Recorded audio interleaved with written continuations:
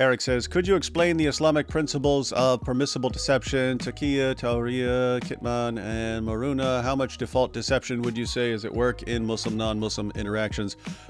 Normally, Eric, I just go with what the clear passages you have in the Quran and the Hadith. So you have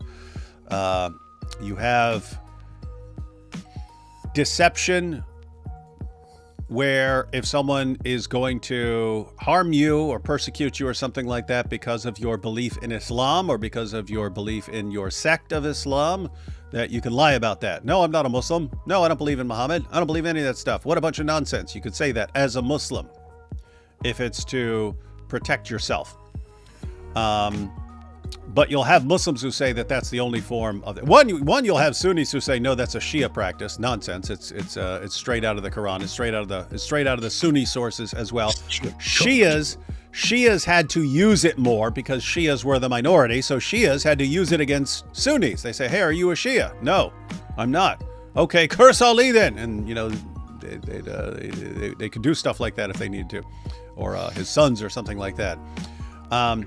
So you have that, but you'll have Muslims who say, no, it's just in cases where your life is in danger from people who are persecuting you for being a Muslim or something like that.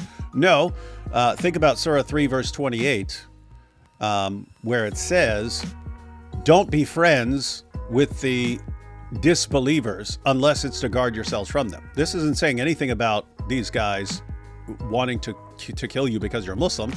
It's about you not being friendly to people. It's saying don't be friends with these people unless you not being friends with them and you letting them know what you actually want to do, that you plan to subjugate them and so on. If that's going to set them against you and you're a minority, well, don't tell them about that stuff. Pretend to be friendly. So you can pretend to be friendly. And so that's the problem when you're talking about non-Muslim and non-Muslim interactions. If a Muslim is genuinely peaceful, genuinely doesn't want to subjugate the world, genuinely doesn't want to harm you at all, genuinely just wants to live a normal life and so on, what's he going to say? Well, he's going to say that's what he believes. If he wants to subjugate you, but he knows that he's a minority in society and can't do it right now, what's he going to say? He's going to say the exact same thing the actually peaceful Muslim says. And that's kind of the problem with Muslim and non-Muslim interactions.